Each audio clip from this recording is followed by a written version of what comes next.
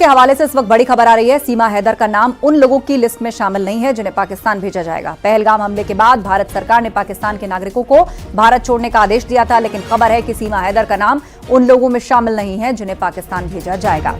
तो काफी दिनों से कयास लगाए जा रहे थे कि सीमा हैदर पाकिस्तान जाएगी या नहीं। सीमा हैदर हाल ही में एक बेटी को भी जन्म दिया है। एक शादी उसकी भारत में भी हुई है सचिन मीना से। आस पड़ोस के लोगों का यह कहना था कि जब सभी पाकिस्तानियों को भेजा जा रहा है तो ऐसे में सीमा को भी जाना चाहिए।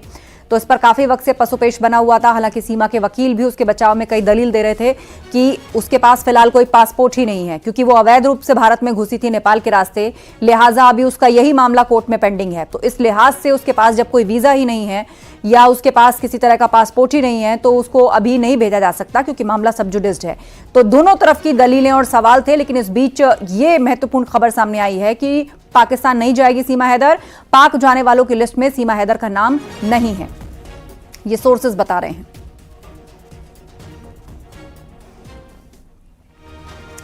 फूल बंगले बाद अब वृंदावन बांके बिहारी आम के बंगले में विराजमान हुए।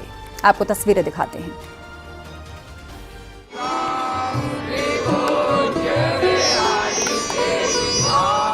वृंदावन स्थित विश्व प्रसिद्ध बांके बिहारी मंदिर में आम का बंगला सजाया गया। इस आम के बंगला में भगवान बांके बिहारी जी को विराजमान किया गया।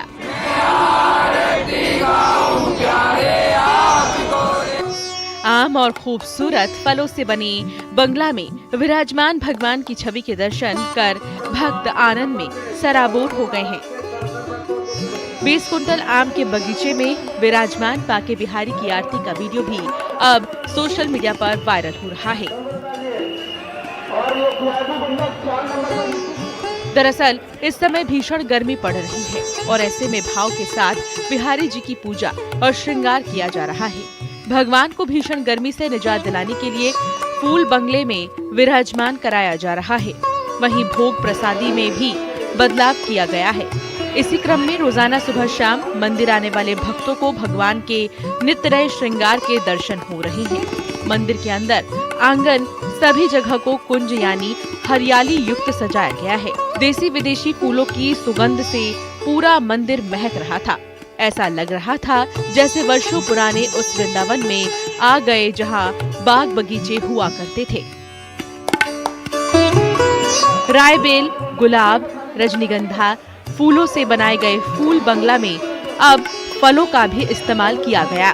आंगन में की गई सजावट में जगह जगह आम, सेब, अनार, संतरा, केला आदि फल लगाए गए हैं, जबकि जिस स्थान पर भगवान बांके बिहारी जी विराजमान हैं, वहां केवल आम के फल का ही इस्तेमाल किया गया। बंगला बनाने में बताया जा रहा है कि करीब 20 क्विंटल आम का प्रयोग किया गया है, जिसका वीडियो अब सोशल मीडिया पर जमकर वायरल हो रहा है। Bureau report, news 18।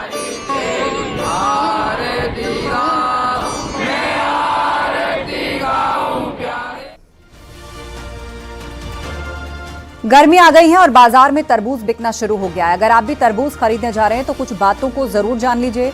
रंग और मिठास के लिए आजकल इसमें आर्टिफिशियल कलर और केमिकल्स का खूब इस्तेमाल हो रहा है, खासतौर पर एरिथ्रोसिन नाम के केमिकल का। ऐसे मिलावटी तरबूज खाने से पेट दर्द, यहां तक कि वॉमिटिंग, लूज मोशन, जी मिचलाना, भूख न लगना जैसी समस्याएं हो सकती हैं। तो कैसे करें सही तरबूज की पहचान, इस रिपोर्ट से जानिए।